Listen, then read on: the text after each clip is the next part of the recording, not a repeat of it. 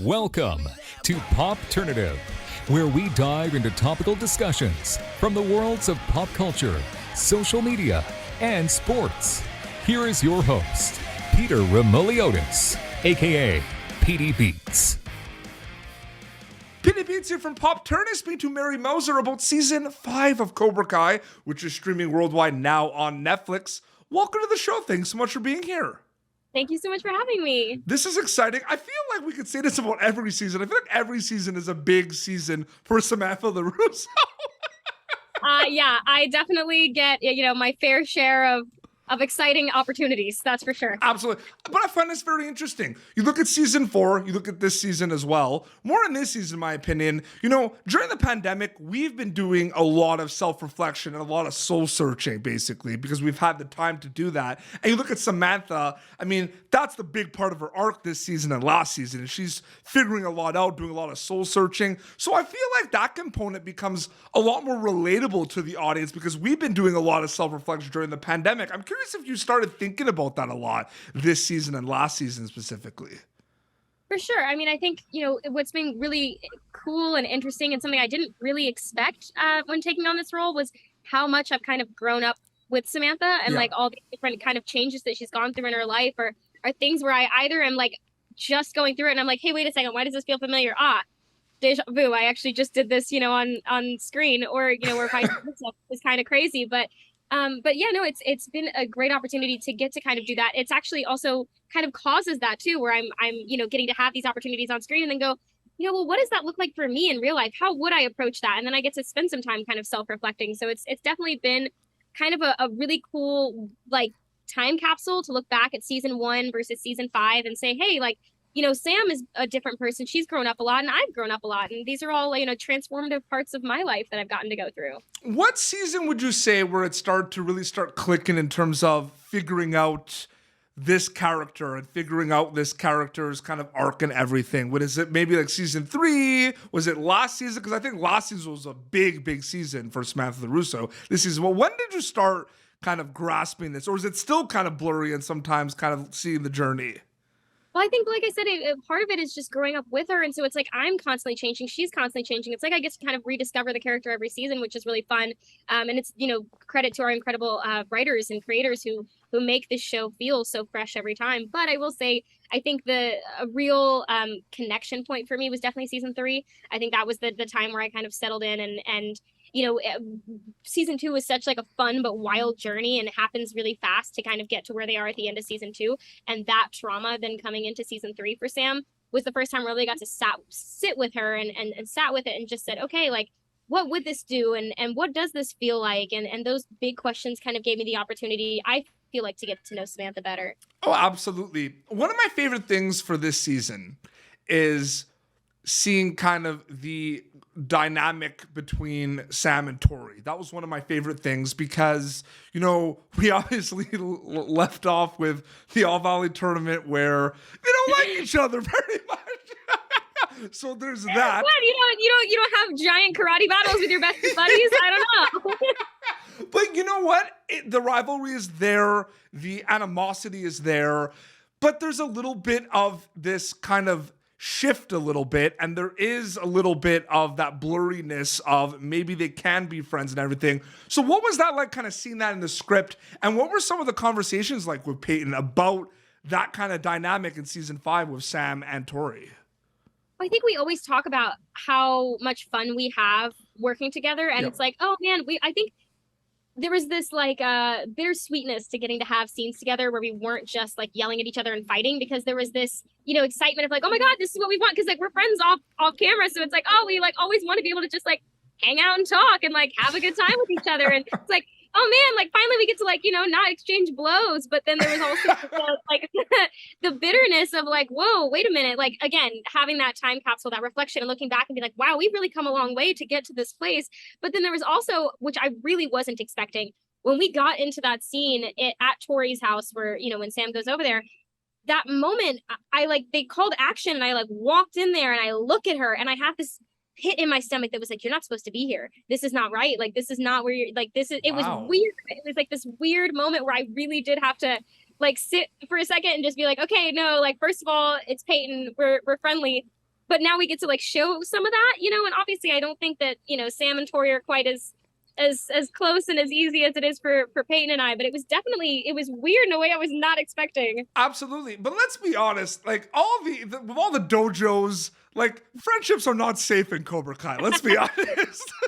Yeah, right. Some broken arms, some weapons battles. But there's changes. Like I look at Robbie, right? Like I forgot that he was part of Cobra Kai at some points. You know what I mean? And I'm like, yeah.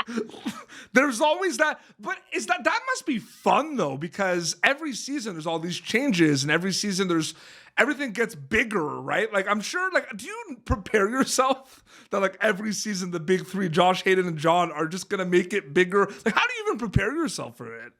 I mean, there's no preparation. The thing is, I feel like we are all just as excited as everybody else is to get to see it. Like when we get those scripts, we're all going around. Did you read it? Did you read episode 3? Oh my God, did you see what happens? Like, oh my God, your scene in episode 5. I am dying to see it. Like we get just as hyped as everybody else does, because this obviously is so huge and important to us, but also because it just constantly feels like we're just inflating this thing. Like this thing just gets bigger and bigger, which is so fun and provides such great like opportunity to work with characters and actors that I haven't gotten to yet. And I always love that aspect of it. Your on-screen brother, Griffin Santopietro, plays Anthony. He finally joins a dojo. He's going to be involved with the karate this season, which is amazing.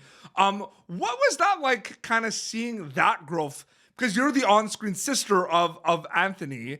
And, you know, it's so interesting to see that's like an arc, like from season 1 to 5. Like, right. What's that like kind of being part of that, especially this season, kind of being the kind of words of wisdom and kind of his kind of guide to everything as well? What's that like for you specifically? I hadn't really thought about it that way. I guess the like the Miyagiism aspect of that. But but I mean, Griffin is such a cool kid. He's also he's a very impressive, I mean, human. I won't just say kid. Like he's very professional. He also has a great time on set. He's such a great energy to have around, and I was really excited to get to have the opportunity to work with him more. I mean, he freaking kills it. First of all, like just what a fun way to get to. Yeah, I mean, like when I met him, he was this tall on me and 11, and liked to just poke fun at me, and even off camera he was over there being like, you haven't seen this Marvel movie, are you kidding me, dude? Come on, get on my level. I'm like, all right, Griffin, fine. So we've gotten to kind of again get to grow up with each other, which is really cool, and now he like towers over me almost. So it's been really cool. It's very important to me. I think the idea of a next generation, but also just like getting to kind of everybody coming together and being a part of this big world and having it be so interconnected rather than all these like separate world that we're living in is really exciting for me. And the reason I brought that up is because hands down, probably my favorite scene in all of season 5 is #protect the egg with Chosen. I mean, it's like the best. What can you tell me about shooting that scene? What can you tell me? Any funny stories? Like anything you could share about the protect the egg? Like that was so good.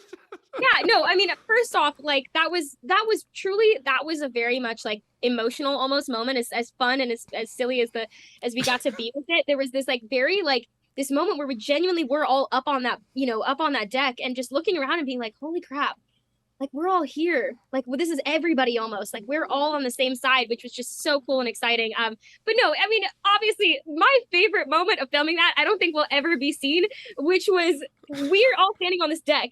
Yuji running up through, they had like created all this mist, to like have him run through to like come up to the deck and like start to attack us.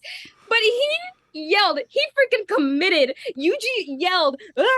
Like straight up anime style, all the way from the door of the dojo, all the way snaking through the backyard, past the balance board, all the way up to the sparring deck. He's like yelling at us the whole way, and we were all standing there like, when do we go? When do we go? When do we go?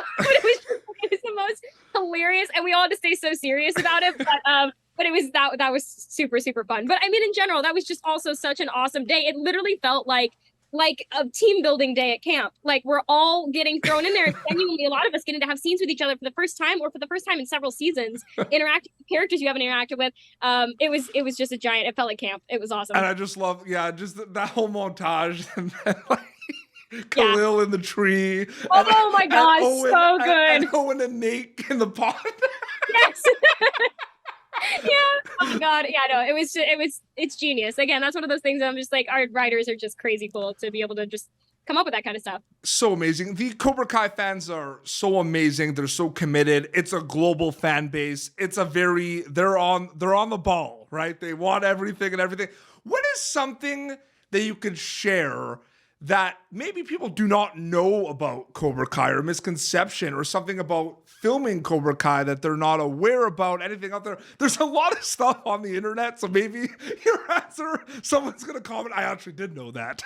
Yeah. Well, I mean, that's what I was going to say. I feel like that's the coolest part, is that it does feel so collaborative. I mean, there's things that I will say, and I think people know this, but I will say it anyway, because I would find it so cool. I mean, for plenty of things that I'm a huge fan of, we pay attention.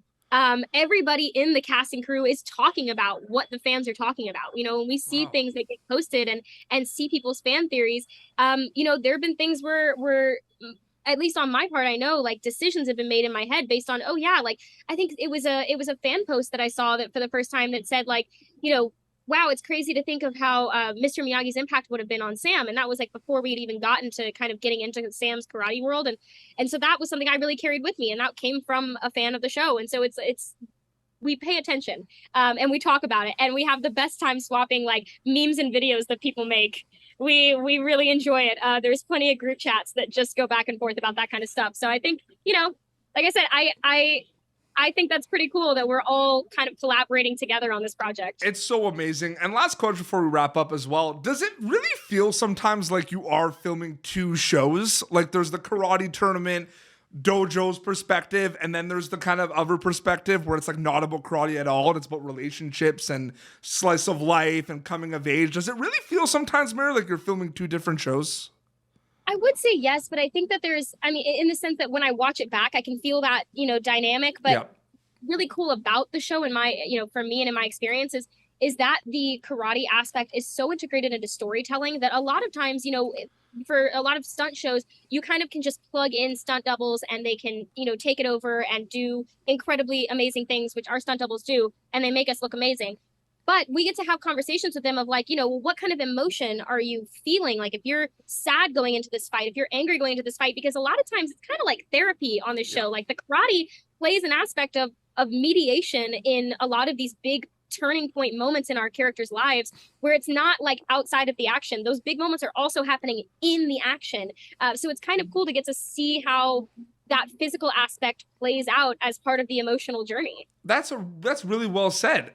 Because that's my thing. Like, I can't even imagine, like, the different mindsets of, okay, we're doing the All-Valley tournament. Okay, now we're doing the, you know, Daniel, Samantha, father-daughter talk. You know what I mean? Yeah. That's like, I mean, dude. And the cool part about it is, you know, is, like I said, is that we get to do this show. And the thing that I am so grateful for is that we are getting, like, it's intensely difficult, but I love it so much. But when I'm standing up there thinking about my fight choreography and dodging a punch and a kick, at the same time, I'm thinking about, okay, but I'm also going to throw a look over my shoulder to my dad, because this moment and deciding to throw this particular kick is a very big moment for her. And so it adds extra work, but in the best way possible, where we get to really tell the story through the physicality. Hashtag Samantha was robbed of the All-Valley tournament. That's a very long hashtag, but I'm sure it might be able to. You know what? If you can get it out there, you get it out. No, I'm kidding. I think, you know, someday, maybe Tori and I will have our own little rematch. I think Jacob posted a behind the scenes where he's asking, like, hey, Mary, how do you feel about this? You're going to win. And you replied, you're like, I think it's scripted that I do. I actually laughed out loud at that. That was well done. I'm like, that is some good behind the scenes. But Mary, thank you so much for coming on Popternative. It was so great chatting with you. Thank you. This is awesome. I appreciate it. No problem. Season 5 is streaming now on Netflix. And, you know, there's a chance they've probably watched it already because they're on the ball. But if they haven't, they could watch it again. And you have an Instagram account people keep up to date with, right? Yeah, I have Instagram, and I'm trying to do TikTok. I'm not very good at it yet, but I'm figuring it out. Is it just a name? Is it just Mary Mauser? I think Miss Mary M. Mauser. Mary M. Mauser. Yeah, that's it. Amazing. Well, this has been Popternative, youtube.com/Popternative for previous episodes. Until next time, this is Mary Mauser and PD Beats signing off. Thank you for tuning in to Popternative. Make sure to check out our past episodes of Popternative on YouTube. Be sure to like Popternative on Facebook and follow us on Twitter. This has been an Autograph Communications production.